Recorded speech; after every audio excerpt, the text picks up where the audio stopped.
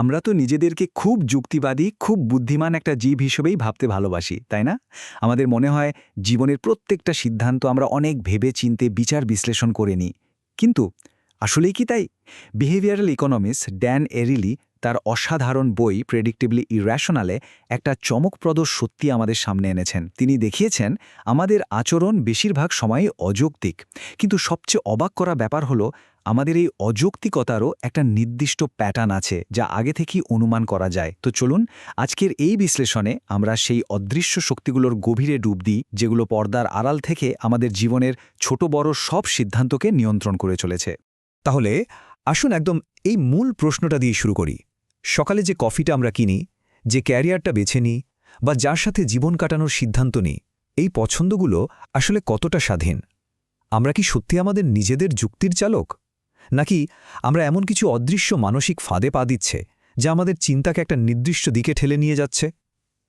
এই ধারণাটাই আমাদের আজকের আলোচনার কেন্দ্রবিন্দু, আমাদের পছন্দের স্বাধীনতার ভ্রমটাকে ভেঙে দেখা। এই যে রহস্যময় জগৎ, এটা নিয়ে যে শাস্ত্রটা কাজ করে তার নাম হলো বিহেভিওরাল ইকোনমিক্স বা আচরণগত অর্থনীতি।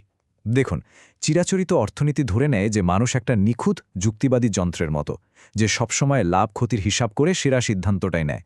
কিন্তু বিহেভিওরাল ইকোনমিক্স মনোবিজ্ঞানের আয়না দিয়ে আমাদের দেখিয়ে দেয় যে আমরা আসলে আবেগ, সামাজিক চাপ আর অনেক পুরনো কিছু মানসিক পক্ষপাত দিয়ে চলি। এটা শুধু বলে না যে আমরা কি করি, বরং এর পেছনে সবচেয়ে গুরুত্বপূর্ণ প্রশ্ন, আমরা কেন এমনটা করি, তার উত্তর খোঁজে। আর ঠিক এখানেই ড্যান অ্যারেলির মূল কথাটা স্পষ্ট হয়ে ওঠে। এই স্লাইডের উক্তিটা একবার দেখুন।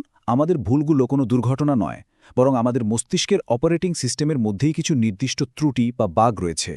আর এই ত্রুটিগুলোর কারণেই আমরা নির্দিষ্ট পরিস্থিতিতে নির্দিষ্ট ফাঁদে বারবার পা দেই। আর যেহেতু এই ভুলগুলো পদ্ধতিগত, তার মানে হলো এগুলো অনুমানযোগ্য। আর এখানেই তো আসল মজাটা। যদি আমরা আমাদের ভুলের প্যাটার্নগুলো বুঝতে পারি, তাহলেই তো সেগুলোকে এড়িয়ে চলার প্রথম ধাপটা পার করতে পারবো, তাই না? চলুন এবার আমাদের প্রথম ভ্রম বা ইলুশনের পর্দাটা সরানো যাক। আমরা কিভাবে কোনো কিছুর মূল্য ঠিক করি?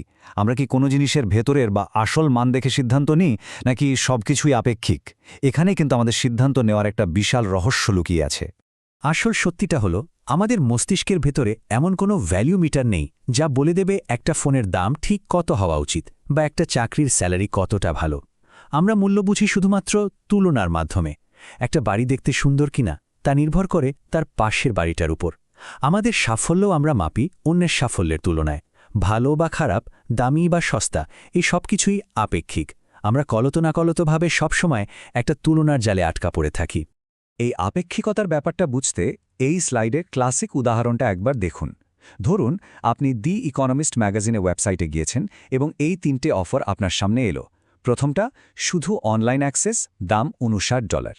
দ্বিতীয়টা শুধু প্রিন্ট কপি, দাম $125। আর তৃতীয়টা প্রিন্ট এবং অনলাইন দুটোই একসাথে, আর তার দামও কি আশ্চর্য, $125। এক মুহূর্ত ভাবুন তো, কোনো হিসাব নিকাশের দরকার নেই, শুধু আপনার ভেতরের অনুভূতি কি বলছে, কোন অফারটা নিতে মন চাইছে, কোনটাকে সেরা বিকল্প বলে মনে হচ্ছে। বেশিরভাগ মানুষই কিন্তু এখানে প্রায় একই রকম প্রতিক্রিয়া দেখায়। আপনার কি মনে হয় কোনটা সেরা ডিল? গবেষণায় যা দেখা গেছে তা এক কথায় অবিশ্বাস্য। যখন এই 3টা অপশন দেওয়া হয়, তখন মাঝখানের শুধু প্রিন্ট অপশনটা প্রায় কেউই বেছে নেয় না।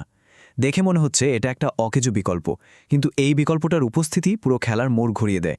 কারণ যখন আমাদের মস্তিষ্ক দেখে যে $125 শুধু প্রিন্ট পাওয়া যাচ্ছে আর ঠিক একই দামে প্রিন্টের সাথে অনলাইনও ফ্রি পাওয়া যাচ্ছে, তখন 3 নম্বর অপশনটাকে একটা অসাধারণ ডিল বলে মনে হয়।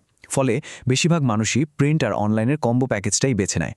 এবার আসল চমকের জন্য তৈরি হন। আচ্ছা, যে শুধু প্রিন্ট অপশনটা কেউই পছন্দ করছিল না, সেটাকে যদি আমরা তালিকা থেকে বাদ দিয়ে দিই, তাহলে কি হওয়া উচিত? একজন যুক্তিবাদী মানুষের সিদ্ধান্তে তো কোনো পরিবর্তন আসার কথা না, কারণ যে অপশনটা এমনিতেও অকেজো সেটা তো আর পছন্দের উপর প্রভাব ফেলতে পারে না, তাই না? কিন্তু দেখুন কি হলো, যেই মুহূর্তে মাঝখানের ওই অকেজো অপশনটা সরিয়ে দেওয়া হলো, মানুষের পছন্দের ধরনটা পুরোপুরি উল্টে গেল। এবার বেশিরভাগ মানুষ কম দামি $59 শুধু অনলাইন অপশনটা বেছে নিল। তার মানে ওই অপ্রাসঙ্গিক অকেজো তৃতীয় অপশনটাই আমাদের সিদ্ধান্তকে গোপনে নিয়ন্ত্রণ করছিল। এটা আমাদের যুক্তির ওপর একটা নীরব প্রভাব ফেলছিল। মার্কেটিং এবং মনোবিজ্ঞানের ভাষায় একেই বলা হয় ডিকয় এফেক্ট। ওই শুধু প্রিন্ট অপশনটা এখানে একটা ডিকয় বা টোপ হিসেবে কাজ করেছে। এর একমাত্র উদ্দেশ্য ছিল প্রিন্ট আর অনলাইন কম্বো প্যাকেজটাকে আমাদের চোখে আরও আকর্ষণীয় করে তোলা।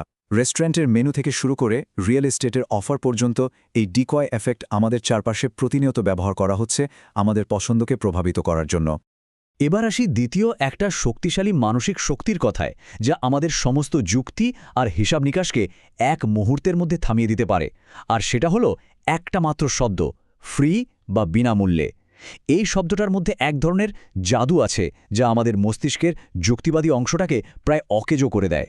এই স্লাইডের সহজ পরীক্ষাটা দেখুন। দুটো পরিস্থিতি। প্রথমটায় আপনাকে একটা প্রিমিয়াম লেন্ডার ট্রাফল 15 সেন্টে আর একটা সাধারণ হার্শিস কিস 1 সেন্টে অফার করা হলো। দ্বিতীয় পরিস্থিতিতে দুটোরই দাম 1 সেন্ট করে কমানো হলো, মানে লিন্ডট এখন 14 সেন্ট আর হার্শিস কিস একদম বিনামূল্যে। দামের পার্থক্য কিন্তু দুই ক্ষেত্রেই 14 সেন্ট। প্রথম পরিস্থিতিতে যা ঘটল তা খুবই যৌক্তিক। যখন দুটো চকলেটেরই কিছু না কিছু দাম ছিল, তখন 73% মানুষ ভালো কোয়ালিটির লিন ট্রফেলই বেছে নিল। তারা ভালো জিনিসের জন্য সামান্য বেশি পয়সা খরচ করতে রাজি ছিল। এখানে আমাদের মস্তিষ্ক মান আর মূল্যের একটা স্বাভাবিক হিসাব করেছে। কিন্তু দ্বিতীয় পরিস্থিতিতে দেখুন কি নাটকীয় পরিবর্তন। যেই মুহূর্তে হার্শেস কেস বিনামূল্যে হয়ে গেল, মানুষের পছন্দ একদম উল্টে গেল। এবার 69% মানুষ কম মানের হার্শেস কেসটাই বেছে নিল, যদিও মাত্র 14 সেন্ট বেশি দিলেই তারা একটা অনেক ভালো চকলেট পেতে পারত। ফ্রি শব্দটা আমাদের যুক্তিবোধকে পুরোপুরি হাইজ্যাক করে ফেলল। এর পেছনের মনোবিজ্ঞানটা হল লস অ্যাভার্জন বা ক্ষতির ভয়। যখন কোনো জিনিসের জন্য আমাদের 1 পয়সাও খরচ করতে হয়, তখন সেখানে একটা ঝুঁকি থাকে। সিদ্ধান্তটা ভুল হওয়ার, টাকাটা নষ্ট হওয়ার একটা ভয় কাজ করে। কিন্তু যখন কিছু ফ্রি হয়, আমাদের মস্তিষ্ক ভাবে এখানে কোনো ঝুঁকি নেই, লোকসানের সম্ভাবনা শূন্য। এই শূন্য ঝুঁকির অনুভূতি এতটাই শক্তিশালী যে আমরা প্রায় ভালো বিকল্পকে উপেক্ষা করে বিনামূল্যের জিনিসের দিকেই ঝুঁকে পড়ি। চলুন এবার তৃতীয় এবং শেষ ধারণার দিকে এগোনো যাক, যা আমাদের দৈনন্দিন জীবনের সম্পর্ক আর আদান প্রদানের একেবারে মূলে রয়েছে। ড্যান অ্যারেলি বলেন, আমরা আসলে একই সাথে দুটো ভিন্ন জগতে বাস করি, আর এই দুটো জগতের নিয়মকানুন, প্রত্যাশা এবং আচরণবিধি কিন্তু সম্পূর্ণ আলাদা। সমস্যাটা তখনই হয় যখন আমরা এক জগতের নিয়ম অন্য জগতে গুলিয়ে ফেলি। এই দুটো জগৎ হল সামাজিক জগৎ এবং বাজারের জগৎ। সামাজিক জগৎ চলে বন্ধুত্ব, বিশ্বাস, স্নেহ আর পারস্পরিক সহযোগিতার উষ্ণ নিয়মে।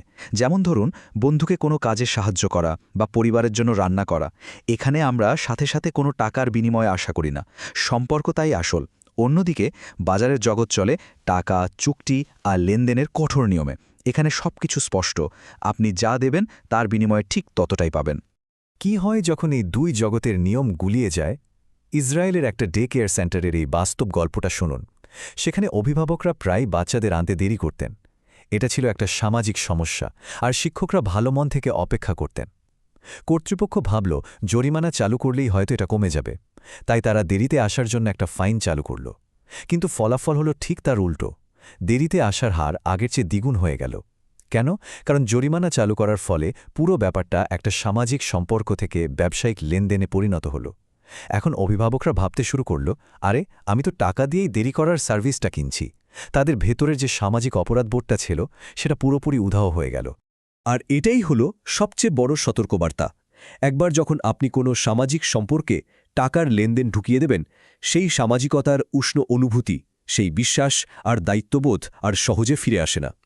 এমনকি ডে কেয়ারটি যখন জরিমানা তুলে নিল, তখনও দেরি করার প্রবণতা আর কমেনি, কারণ যে সামাজিক নিয়মটা একবার ভেঙে যায় তা আর সহজে জোড়া লাগে না।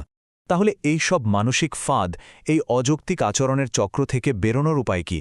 আমরা কি সবসময় এই অদৃশ্য শক্তিগুলোর হাতের পুতুল হয়েই থাকব? না, এর সমাধান নিখুঁত যুক্তিবাদী হওয়া নয়, কারণ সেটা প্রায় অসম্ভব। এর আসল সমাধান হল সচেতনতা। আজকের এই বিশ্লেষণে আমরা আমাদের অযৌক্তিকতা 3টা প্রধান প্যাটার্নকে দেখলাম। প্রথমত, আমরা সবসময় তুলনার ফাঁদে পড়ি এবং ডিকয় বা টোপের দ্বারা সহজেই প্রভাবিত হই। দ্বিতীয়ত, ফ্রি বা বিনামূল্যের জাদুকরী আকর্ষণ আমাদের যুক্তিকে হারিয়ে দেয়। এবং তৃতীয়ত, সামাজিক ও বাজারের নিয়মকে গুলিয়ে ফেলা আমাদের সম্পর্ক আর আচরণকে অপ্রত্যাশিতভাবে বদলে দেয়। আসল কথা হল, পুরোপুরি যুক্তিবাদী হওয়া হয়তো সম্ভব নয়, আর সেটা আমাদের লক্ষ্যও নয়। আসল লক্ষ্য হল আমাদের এই দুর্বলতাগুলো, আমাদের মস্তিষ্কের এই বাগগুলো সম্পর্কে সচেতন হওয়া। এটা অনেকটা মানসিক সেলফ ডিফেন্স শেখার মতো। যখন আমরা বুঝতে পারব যে কোন পরিস্থিতিতে আমরা ভুল করতে পারি, তখনই আমরা একটু থেমে নিজেদের প্রশ্ন করার সুযোগ পাব। এবং আরও ভেবেচিন্তে আরও ভালো সিদ্ধান্ত নিতে পারব। তাই শেষ করার আগে এই প্রশ্নটা আপনার জন্য রেখে যাচ্ছি। নিজের জীবনের সাম্প্রতিক কোনো বড় সিদ্ধান্তের কথা ভাবুন। হতে পারে সেটা কিছু কেনা, কোনো সম্পর্কে জড়ানো বা কোনো কেরিয়ারের পথ বেছে নেওয়া। সেখানে কি কোনো অপ্রাসঙ্গিক তুলনার ভূমিকা ছিল? বিনামূল্যের কোনো অফার কি আপনাকে প্রলুব্ধ করেছিল, নাকি সামাজিক আর বাজারের জগতের কোনো দ্বন্দ্ব আপনার চিন্তাকে প্রভাবিত করেছিল? এই অদৃশ্য শক্তিগুলোকে চিনতে পারাই হল আরও বুদ্ধিদীপ্ত এবং উন্নত সিদ্ধান্ত নেওয়ার দিকে প্রথম এবং সবচেয়ে গুরুত্বপূর্ণ পদক্ষেপ।